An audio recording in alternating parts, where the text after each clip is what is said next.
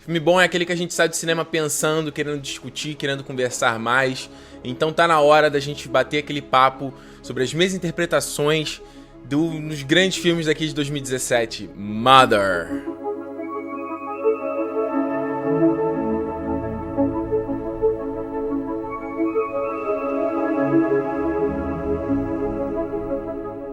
Do Aronofsky, como eu falei no Review Sem Spoilers, todos os filmes dele, eles não são só exatamente o que você vê, entendeu? Talvez o filme que mais dele seja assim, mais literal, seja O Lutador, entendeu? Que não é nem roteiro dele. Então, e mesmo aquele filme ainda tem umas camadas, uns subtextos ali, mas ele é o mais simples, assim, de estrutura, de narrativa e tudo mais. Todos os outros dele são filmes difíceis, filmes complicados e que você vai ter que...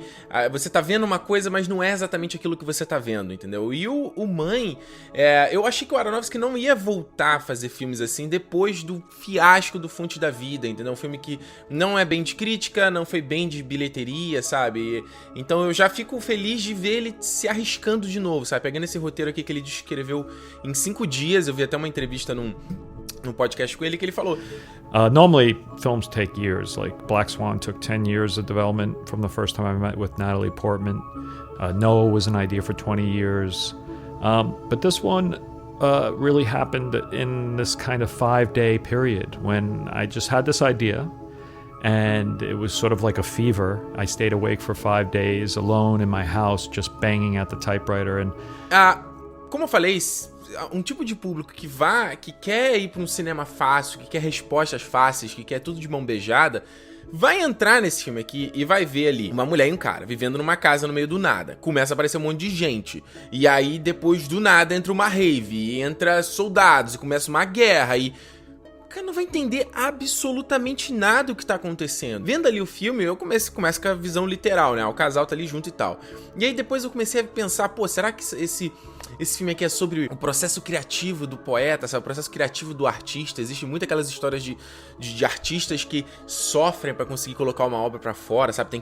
Ele se doa a alma pra colocar a obra pra fora. Eu falei, pô, será que o filme é sobre isso? Depois eu achei que o próprio filme fosse sobre o que ele tá contando, sabe? Como ele fez no Cisne Negro, sabe? O próprio filme é exatamente a própria história do Lago dos Cisnes. Eu cheguei a pensar, inclusive, que o filme poderia ser sobre a relação do casal, passando por alguma crise, enfrentando uma crise de separação, uma crise no casamento, mas tudo isso ele não encaixava exatamente com o que eu tava vendo no filme. Na verdade, a minha interpretação de Mãe é que o filme é sobre o Gênesis, sobre a origem da vida, sobre a formação da vida, a formação da Terra, a formação da humanidade.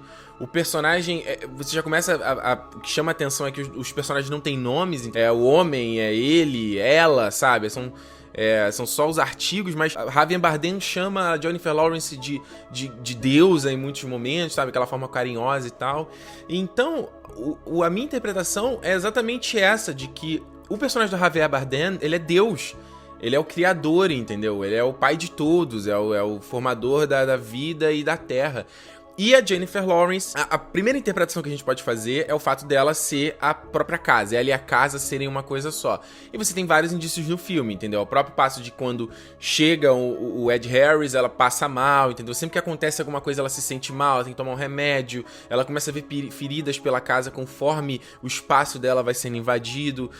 Logo no começo, você vê que ela tá pintando a parede, ela coloca a mão e ela vê um coração e sente um batimento, entendeu? E aí você pode até pensar que na cena da mãe que ela tá num quarto, e o quarto ele tá completamente raspado, né, que é quando o processo que você fazer antes de reformar, e você vê que ela tá passando a massa ali, ela passa uma cor, aí ela volta, aí sente o coração, aí coloca o pó lá pra colocar uma cor específica, aí coloca o amarelo e olha com a cara de tipo, é exatamente isso. Você pode associar que aquilo ali pode ser ela, tipo, criando campos verdejantes, sabe? Criando montanhas, criando, sei lá, rios, florestas, o que seja. E o interessante é você ver como sempre a personagem de Jennifer Lawrence, né, a mãe, ela tá sempre provendo, né, ela tá sempre atendendo os outros, ela tá sempre tentando levar conforto, sabe? Ela leva a bebida, ela leva o chá, ela prepara uma comida, ela prepara os biscoitos. E no fim, ela, ao meu ver, ela pode ser tratada aquele espaço ali, né, a casa e ela como a mãe natureza, ou como a própria terra, entendeu? Como tem na mitologia grega, que fala tem a Gaia, né? Que é a representação da terra, e elas duas são uma coisa só, um ser consciente, né? A terra é um ser consciente, digamos assim. E aí a gente passa para essas duas criaturas, na verdade, que elas podem ser um só, entendeu? Elas podem ser a mesma face de um único ser, de uma única divindade, digamos assim. You give and you give and you give. It's just never enough. E aí você chega pro personagem do Ed Harris e da Michelle Pfeiffer. O Ed Harris é o Adão e a Michelle Pfeiffer é a Eva, entendeu? Então você vê que eles estão vivendo sozinhos ali e o criador, ele tá sofrendo pra criar. E é interessante que eles estão numa cena que eles estão naquele escritório deles ali e ele tem uma ideia, ele levanta, vê que a mãe, né, fica olhando pra ele, ele vai pra janela, ele sussurra alguma coisa e volta pra mesa. Ele não chega a escrever. E aí a porta abre e chega o Ed Harris, entendeu? E chega quem pra mim é o Adão. E aí você passa... você vê ele encantado com a chegada do Adão, você vê ele encantado com a chegada desse estranho, ele mostrando, apresentando as coisas, fascinado com a história daquele ser. Ele convida o Adão pra aquele escritório dele, aquela criação dele, ele mostra aquele diamante, aquela pedra, né? E o Adão fica encantado com aquilo ali. E aí você vê que ele começa a passar mal durante a noite, né? Começa a sentir mal, tossindo e tudo mais. E uma coisa que chama atenção é, num dado momento, a mãe, ela entra no banheiro, o criador, né, tá segurando ele, assim, ele tá, sei lá, vomitando, e você vê que ele tem uma ferida aqui nas costas, entendeu? E logo no dia seguinte, aparece a Michelle Pfeiffer, a Eva. Então aquela ferida pode ser considerada que foi a costela removida, entendeu? Pra criação da Eva. Você vê que a Eva, ela é mais maliciosa, né? Ela instiga mais a mãe, ela pergunta muito sobre a questão dela ter filhos ou não, dela ter uma coisa gerada em comum entre os dois. Uma coisa que já primeiro acendeu um alerta na minha cabeça foi quando a Eva, então a Michelle Pfeiffer, vem ali, né? Aí ela traz a bebida pras duas, ela senta no sofá, vê que o sofá tá coberto, ela senta, coloca os pés pra cima do sofá, ou seja, não tem, né? Faz o que quiser, vai aonde quer. E a gente passa por um ponto muito curioso, porque ela tenta entrar no escritório do criador, e aí a mãe não deixa, fica completamente alucinada, né? Mas os dois entram depois, quando eles estão distraídos, ela leva o Adão até lá. Então você pode, daquela coisa da Bíblia da serpente, né, que tentou ali os dois a comer o fruto proibido, você pode fazer a associação que o diamante é o fruto proibido, né, o fruto do conhecimento, esse conhecimento da maldade, sabe? Tanto que logo depois que acontece isso, ele expulsa os dois pra sair daquilo ali. Você pode imaginar que a casa, então, é o mundo, e aquele escritório seria o Jardim do Éden, entendeu? Seria o paraíso. Então os dois são expulsos e você vê que logo depois disso, o criador fica tão transtornado que ele começa a trancar a parada, como se ele estivesse se proibindo de voltar a criar, entendeu? Ele falou, não, eu tô tão envergonhado da minha criação que eu não vou criar de novo. E o interessante é, logo depois dessa cena, a mãe flagra os dois transando. O que, se você pegar literalmente no filme, não faz o menor sentido. Os caras foram expulsos da casa, corta, eles estão os dois eles estão mais lacistas, estão ali. Tu vê que ele até, a forma desde o começo, como eles se beijam, né, muito mais romântico, aquela coisa mais sedutora, e logo depois que eles são expulsos, então, eles já transam, e logo na cena seguinte, aparece um dos filhos dele. E aí é que o filme, pra mim, se eu ainda tava olhando com uma visão literal nesse momento, ele quebra completamente. Por quê? Chegam os dois filhos, eles estão brigando sobre uma questão de herança, um tá com inveja do outro, e um dos irmãos, vivido lá pelo Don Hal Gleason, mata o outro. E aí, ou seja, você tem um irmão matando o outro por ciúmes, por inveja. Ou seja, Caim e Abel. E outra coisa interessante é o seguinte, você vê que o tempo não é um tempo real, entendeu? Ele corta, ele tem uns saltos temporais, porque o criador chega, eles dormem, no meio da noite ela acorda e quando vai ver já tem gente chegando na casa, ela volta, ele já tá se arrumando e eles vão fazer uma reunião ali, né, meio de um velório ali pela morte do Abel, e começa a aparecer mais gente, eu acho tão fantástico a cinematografia, porque ele filma aqui com 16mm, né, é bem fechado, você vê que é grão demais em algumas cenas, sabe? E isso dá uma certa claustrofobia pra gente. É difícil, ele não... acho que tem um ou outro plano que ele usa, assim, um plano bem aberto pra gente ver o ambiente como um todo. Mas tá tão fechado que as pessoas começam a aparecer e a gente mesmo tem a sensação igual da mãe de perder o controle das pessoas que estão chegando ali, né? Então você vê que ela vai andando, uma pessoa entra, a pessoa começa a invadir, vai pra um lado, vai pro outro. E o que é essa representação? A representação da humanidade invadindo a Terra, sabe? Sem a permissão da mãe. Você vê que eles vão chegando, eles consomem a comida, eles vão em lugares que não necessariamente ela quer, eles querem usar coisas que ela não necessariamente permite, eles entram no quarto deles sem permissão, eles começam a reformar sem ela perguntar se queria que fosse feito isso. O momento que eles estão subindo o tempo todo na pia e ela, não, desce da pia, não é, isso não foi feito pra isso, vocês não estão usando desse jeito. Ele, não, olha... aguenta, sabe? O cara chega e, não, vamos dar uma volta, quero ficar com você, sabe? É interessante como todos os personagens masculinos, eles olham pra ela com um olhar lascivo, entendeu? Uma coisa meio... né, tipo, desejando e tal. Tanto que o Abel, quando ele aparece, suposto Abel, né? Ele ainda fala, what a view, né? Tipo, que vista... E até eu fiquei pensando, cara, não é isso que a gente faz quando a gente vai num paraíso, sabe? A gente tá viajando, tá indo num lugar diferente. Olha, nossa, que vista linda, né? Nossa, que coisa fantástica. Olha essa natureza que você descobriu, essa natureza intocada, que fantástico.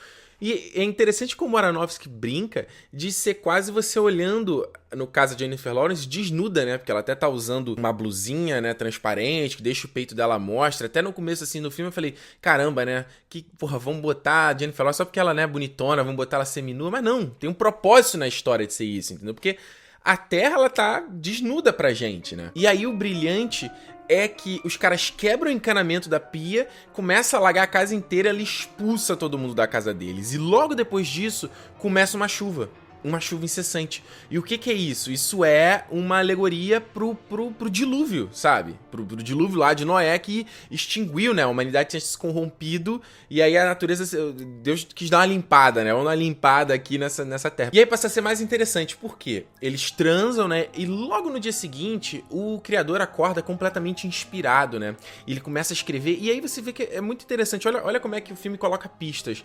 Ele escreve num papel que parece um pergaminho, ele escreve com bico de pena, ele não escreve com a caneta normal, embora você vê que eles, logo no começo, o Adão mostra pra ele uma coisa que parece um smartphone, embora a tela não mostre pra gente, entendeu? A gente constrói que é um smartphone, mas ele tá escrevendo com bico de pena, e ele tá fascinado na questão de, caramba, a história dessa galera me inspirou tanto a escrever as minhas poesias, né? E esses dois trabalhos deles podem ser interpretados como o Antigo e o Novo Testamento, entendeu? O novo trabalho dele ele fez baseado no que ele viu da humanidade e escreveu, tipo, novas regras. Ele pegou aquilo ali, reinterpretou e colocou numa nova obra que conquista milhões, sabe?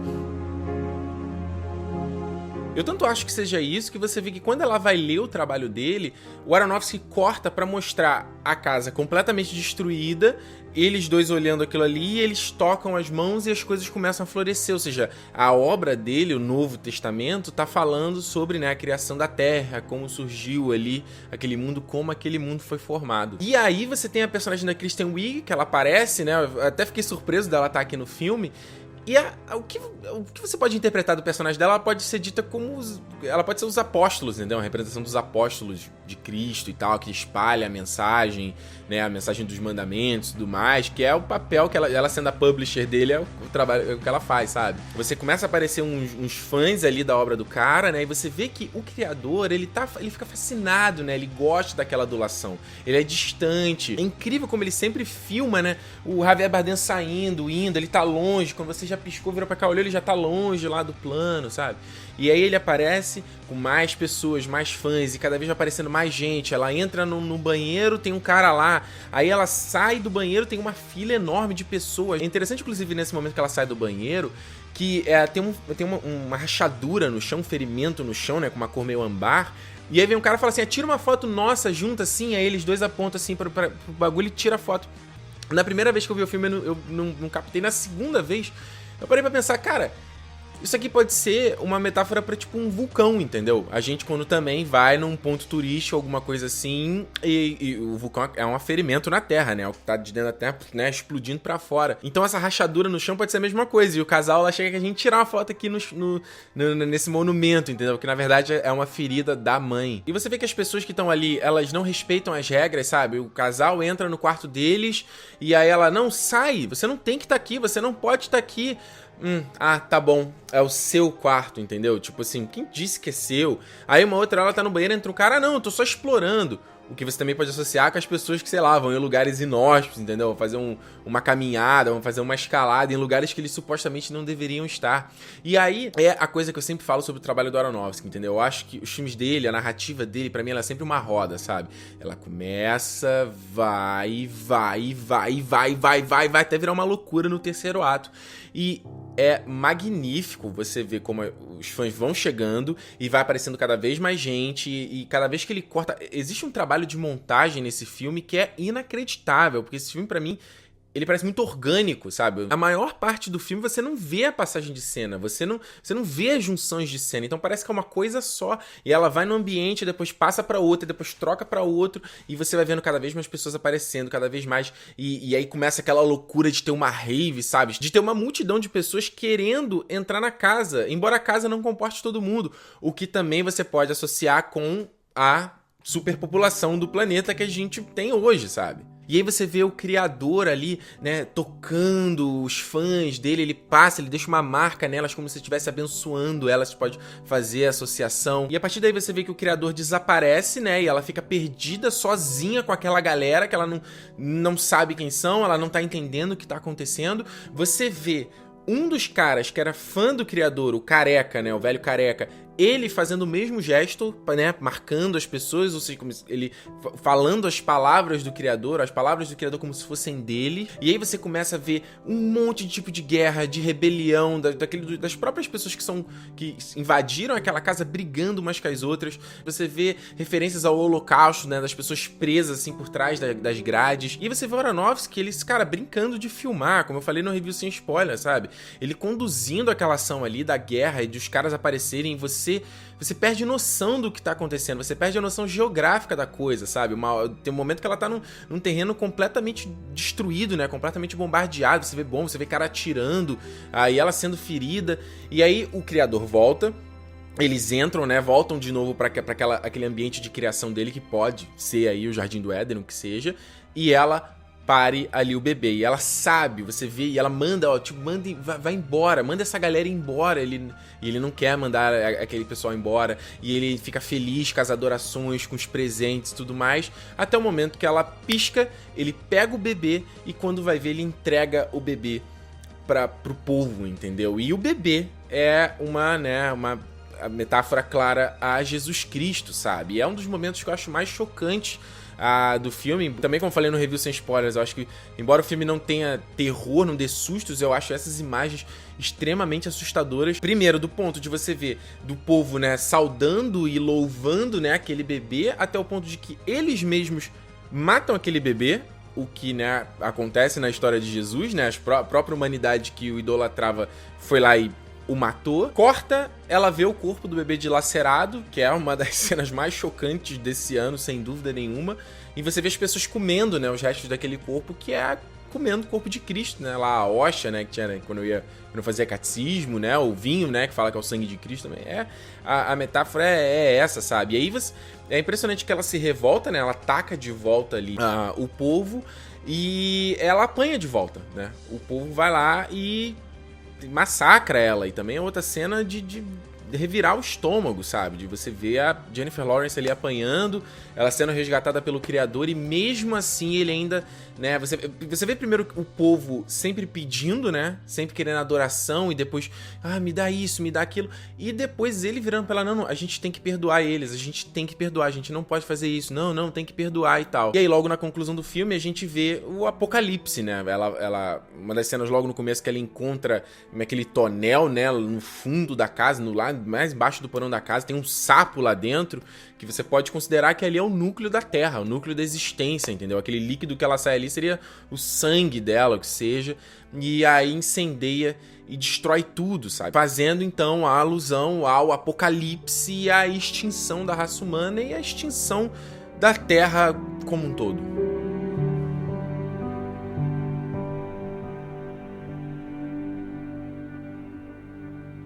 Enfim, você vê que é uma loucura, sabe?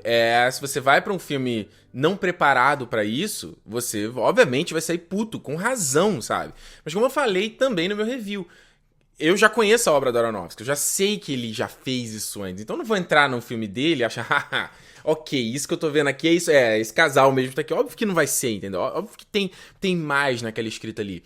E nem tudo que ele colocou eu consegui pegar, sabe? Por exemplo, a bebida que ela toma toda hora ali um remédio, né? Quando ela se sente mal, é um líquido amarelo, é da mesma cor da tinta que ela tá passando. Eu não consegui encontrar uma associação entre as duas coisas, ou o que poderia ser exatamente o remédio, entendeu? Eu não sei. E outra coisa é a cena que quando ela tá ali na privada e vê o coração, a privada entope, o coração sai, o coração cospe um sangue, e aí depois eu também não consegui imaginar o que poderia ser isso. E aí a gente chega na pergunta de $1 milhão. Por que o Aronofsky fez esse filme, ou por que ele fez o filme desse jeito, né? Vou começar respondendo a segunda pergunta. Cara, imagina se esse filme fosse literal. Imagina se ele tivesse feito um filme do Jardim do Éden, onde você vê ali Adão e Eva, onde você vê, né, o Deus, eu sou a mãe aqui da Terra, sabe? Ia ser um filme completamente esquecível, completamente bobo, sabe? Essa camada das metáforas e alegorias e dar esse desafio é o que torna o filme interessante, sabe? Agora, por que ele fez esse filme? O cinema é uma obra de arte também, sabe? E o artista, ele muitas vezes expressa o que ele tá sentindo ali dentro do coração dele. O Aronofsky é um ativista ambiental e ele tá envolvido com causas em defesa da natureza por muitos anos. E diz ele que esse é o principal motivo, a principal energia, o principal motor e motivador por trás desse filme. If you don't respect our mother, if you don't respect that climate change is real, then you will be judged. And so for me, I think my spiritual connection in this film was very much to showing respect to our planet, to our home, and trying to hold up a mirror to all of us, including myself, and say, hey, look, this is what's going on. It's kind of ironic and sad that these results are happening, but it's also a cautionary tale. I'm very much an optimist, and that's why I made the film. I don't think our last chapter with Mother Nature has been written, but I do believe it's something to be respected and to think about. Então quer dizer que Mãe, na essência, é um filme de conscientização ambiental, com os motivos ali bíblicos. Eu não consigo comprar isso, não. Eu vi mais no filme. A minha interpretação foi um pouco diferente do filme. Eu consegui ver relação desse filme com as outras obras do Aronofsky, entendeu? A primeira coisa que me chamou a atenção foi o seguinte. Você vê que o filme, ele tem uma narrativa circular, ou seja, ele começa num ponto e ele vai e volta no mesmo ponto, ou seja, já me chama a atenção no começo do filme quando ele tem logo aquele primeiro plano, aquele close na cara de uma mulher, ela pegando fogo, né, chegando no olho dela, e aí o Javier Bardem com a mão toda suja de fuligem, né, pega o diamante e coloca no pedestal, a casa se reconstrói, a Jennifer Lawrence se levanta. E aí no final do filme, ela queima, né? Queima tudo, destrói tudo. Ele faz a mesma coisa, o close-up no rosto dela, ela pegando fogo. Ele vai, dentro dela queimada, pega o diamante de dentro do coração e coloca no pedestal. A casa se reconstrói e aparece a outra mulher, né? Outra mulher levanta da cama e fala a mesma coisa, né? Baby. E aí o que ficou claro pra mim é que um dos temas desse filme é a renovação, né? A reconstrução da coisa. A coisa se destrói, ela se renova, ela se renasce, né? Então isso é o conceito de várias coisas da vida, sabe? De você ver que vai morrer uma planta e vai nascer outra, sabe? A gente vai morrer, mas tem outro ser humano nascendo.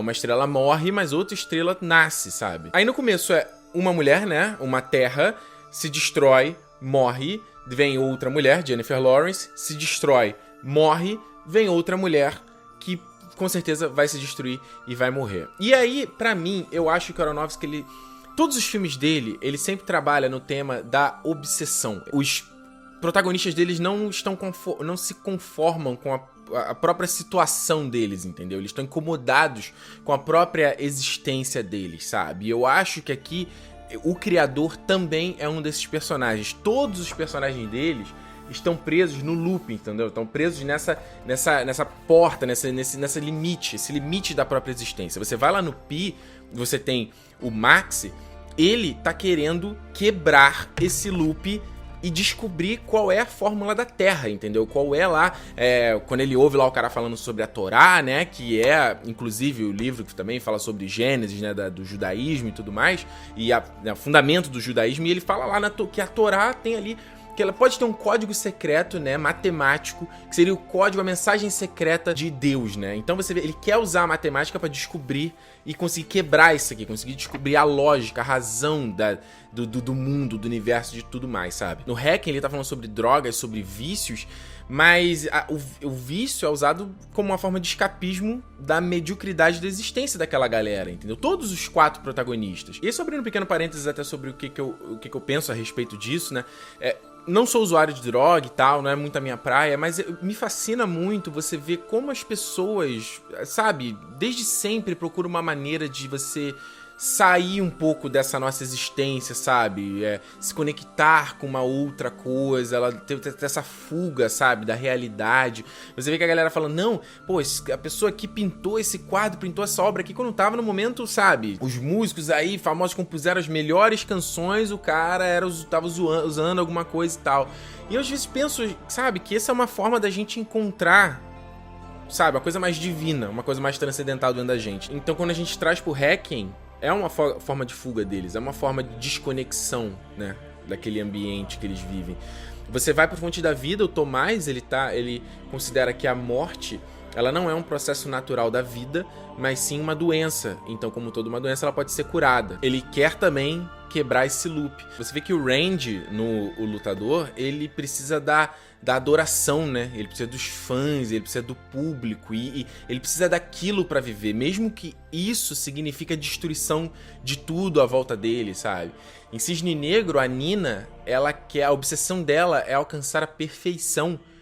E o que é a perfeição se não uma representação do divino, sabe? Em Noé, a batalha dele é descobrir por que a humanidade ela vale a pena ser salva. Por que ela não, por que o caminho não é a extinção, entendeu? Então você vê que todos esses personagens deles, eles estão presos no loop. Eles estão presos ali na limitação da sua própria existência, no papel que lhes foi designado, entendeu? Eles querem meio que quebrar aquilo ali.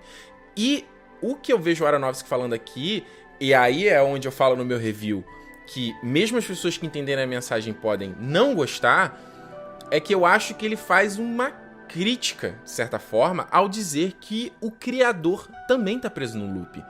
Que o nosso pai, ele também não consegue fugir daquilo que lhe é designado. O próprio Javier Bardem, o próprio criador, fala no final do filme pra Mother, né? A mãe pergunta, e aí, agora o que vai acontecer? Ele fala, eu vou criar, sabe? Criar é isso que eu faço, eu sou o criador, eu crio. Eu tô preso nisso, mesmo eu sabendo que no fim vai tudo se destruir, mesmo eu sabendo que eu vou chegar aqui, eu tô preso nisso aqui. Eu tenho que criar, eu não consigo fugir, sabe? Pega mesmo pelo pôster do filme. Ela tá com o coração na mão, né? Se doando, se entregando, provendo, sendo caridosa, né? Sendo vulnerável. Enquanto o criador, ele tá no meio das chamas, no meio da destruição, mas repara que ele tá segurando um globo próximo a ele, né? Como se ele estivesse protegendo. E no reflexo do globo, você vê algo que parece um feto, uma criança, né? Ou seja, um filho. Então ele tá segurando próximo, né? Como se estivesse protegendo essa cria dele. E com a mão direita estendida, parece que ele tá pedindo alguma coisa. Parece que ele tá pedindo o coração da mãe. Repara nas chamas formando rostos em agonia. Repara no zipo do Adão ali no canto. O isqueiro é o que provoca um incêndio. E sendo o Adão a primeira das crias de Deus, é o primeiro passo rumo à destruição de tudo. Tinha um sistema de RPG que eu jogava na adolescência, que é o Tormenta, né? Criado pelo Marcelo Cassaro aqui no Brasil. E eu lembro de uma história que tinha lá, né? Tinha um panteão dos 20 deuses lá, naquele cenário de RPG e tudo mais. Você tinha o deus, né, da justiça, o deus da morte, o deus da natureza, o deus da guerra e tudo mais. E eu lembro de uma passagem que lá no livro falava que os deuses invejavam os humanos, porque os deuses, eles estão presos no seu próprio conceito divino, sabe? O deus, ele não pode ser nada além daquilo. E eles tinham inveja dos humanos porque nós, humanos, tínhamos esse poder. A gente vivia muito curto, né? Um piscar de olhos, se comparado à existência eterna deles, mas nós poderíamos ser o que a gente quisesse, sabe? Poderia ser uma enfermeira, né? Poderia ser uma cozinheira, poderia ser um carpinteiro, um fazendeiro, um guerreiro, um padre, qualquer coisa que você quisesse. Enquanto os deuses, eles estavam presos. Então aí que eu acho que é a parte mais sensível da mensagem do Aronofsky, onde ele diz que nós fomos criados por conta do ego do criador, por conta de um capricho dele, porque ele precisava ser adorado, adulado, glorificado, e mais ainda, que ele precisava que o reconhecessem como criador, como Deus, como um ser superior, como uma divindade. Eu posso estar completamente errado nessa interpretação aqui, sabe? Mas eu sinto do Aronofsky essa busca dele de entender quem somos nós, de entender a humanidade, por que a gente está aqui, por que a gente existe, qual é o nosso objetivo na Terra. O nosso objetivo na Terra é esse mesmo, a gente vai estudar, crescer, arrumar um bom emprego, aí ter filho, casar, né, ter filho, aí viver a vida, e juntar dinheiro pro garoto pra faculdade, e ter uma boa casa, e ter um bom carro, morrer, acabou, é isso? Essa é a nossa existência? Então, eu vejo ele discutindo essas temáticas em toda a obra dele, ele quase tentando ter essa busca, né, como eu falei com vocês. Eu acho que, me parece, até pela própria coisa dele ter escrito esse roteiro em 5 dias, né, ter escrito muito rápido, de que o Aronofsky meio que ele encontrou quase que uma resposta pra ele, entendeu? Ou uma coisa que pelo menos pra ele vai ser um conforto. Eu tô preso na minha limitação, nós estamos presos na nossa limitação humana, de que a gente é limitado dentro da nossa existência, mas eu acho que a alfinetada que ele dá aqui é de que o criador também tá preso nisso, entendeu?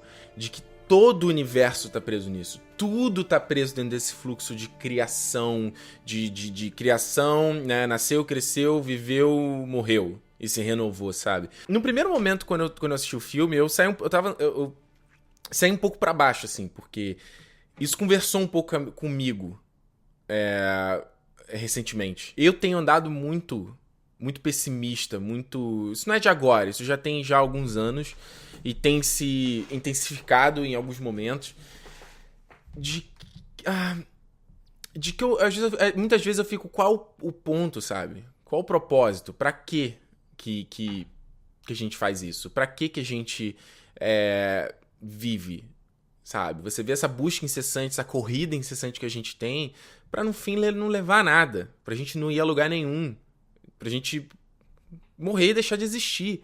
E aí quando você para pra pensar, você fala, então pra que eu nasci? Pra que eu tô aqui, entendeu? E aí você olha mais ao nosso redor, você olha a humanidade, você olha o mundo, e eu sinceramente não acredito que a gente vai sobreviver como humanidade. Eu não acho que a gente vai prosperar, a gente vai, sei lá, atingir as galáxias e atingir outros povos. Aquela coisa do Star Trek, né? Aquela visão idílica do Gene Roddenberry de... A gente vai ficar tão perfeito quanto a humanidade que a gente vai ajudar outras civilizações a também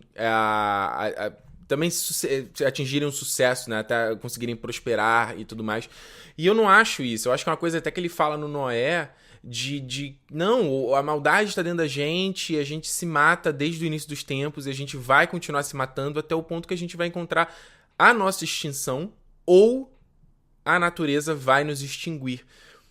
E a gente olha a nossa volta, cara, e é isso que tá acontecendo. A gente acabou de ver, cara, 2 furacões atingindo os Estados Unidos, sabe? Não um, mas 2 terremotos no México. Mas não vou me esquecer, logo em 2012, furacão Sandy, ou Katrina, ou logo ali em 2010, o terremoto no Haiti. matando uma porrada de gente, desabrigando pessoas, destruindo tudo que demorou tanto tempo a ser construído, mostrando quão supérfluo nós somos, mostrando que a qualquer momento a gente pode ser extinguido dessa terra, sabe? Tudo que a gente criou, todas as histórias, todas as obras de arte, todos os amores, todas as dores, tudo que existiu, pode chegar assim, ó, se extinguir, a partir do momento que a natureza quiser virar essa jogada. E eu acredito que é isso que vai acontecer, cara. Eu não acho que a gente vá...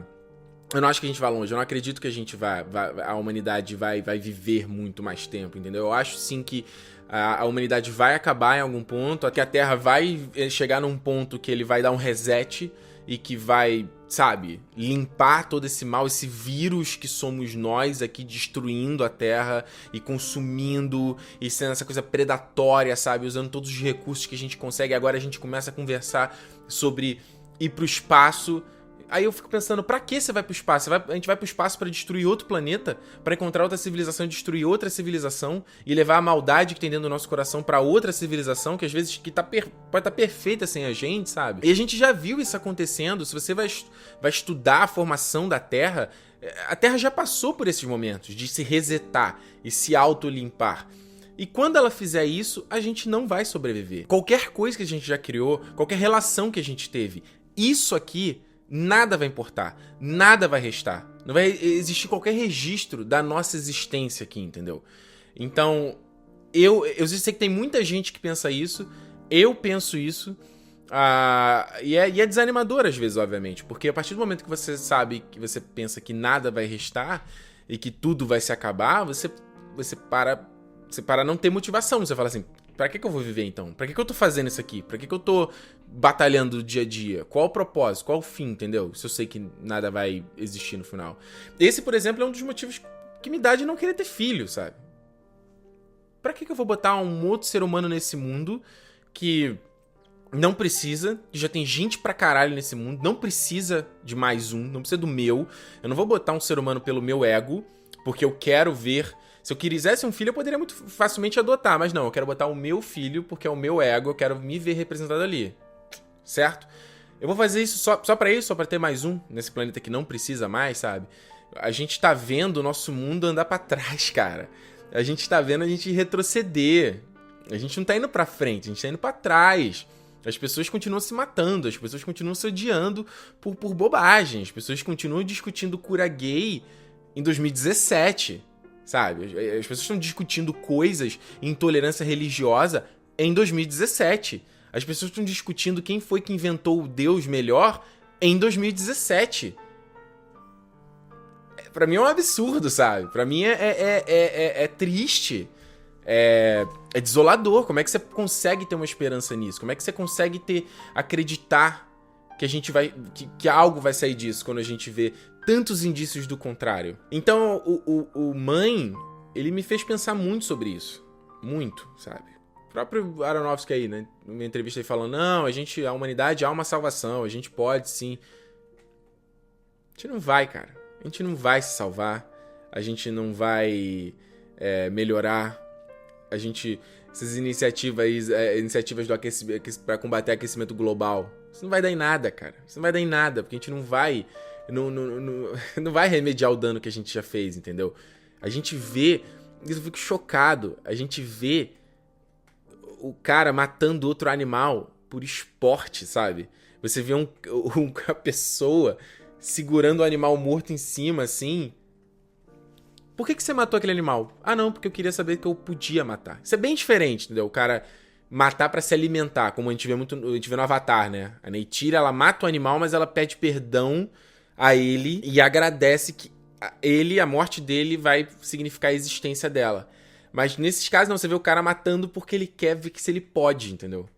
Olha como é que eu sou superior, eu matei o animal, entendeu? A gente vê líderes religiosos usando da fé alheia, usando da mensagem de Deus pra enriquecer ou pra espalhar mensagem de ódio pros outros, o que é inconcebível na minha cabeça. Por um outro lado, eu acho que há um certo otimismo também numa camada. Eu acho pessimista a mensagem do filme, mas há uma camada também otimista, que é da renovação, que é do reinício, que é do recomeço, sabe? O fato dele falar ali, o fato do criador saber que vai acabar não o impede de criar. Não, ele vai criar do mesmo jeito, porque é isso que ele faz. Então você vê que mesmo no fim, mesmo tendo a destruição, ainda há o renascimento, ainda floresce vida novamente. O que a gente tem que descobrir aqui é se no fim a gente vai sempre voltar para o mesmo ponto e vai sempre se extinguir. A gente vai se extinguir e vai ter uma nova humanidade, e essa humanidade vai se extinguir também, ou a gente vai conseguir entender a mensagem que ele possa ter deixado aqui e sermos melhores e conseguirmos transcender a nossa existência, a nossa pobre existência humana e, quem sabe, atingir o divino. Não divino por um arrebatamento ou por uma escolha, sabe? Mas o divino pelas nossas atitudes. Por a gente ser melhor. Por a gente acreditar que a gente pode ser melhor. E não tão egoísta, não tão mesquinho, não tão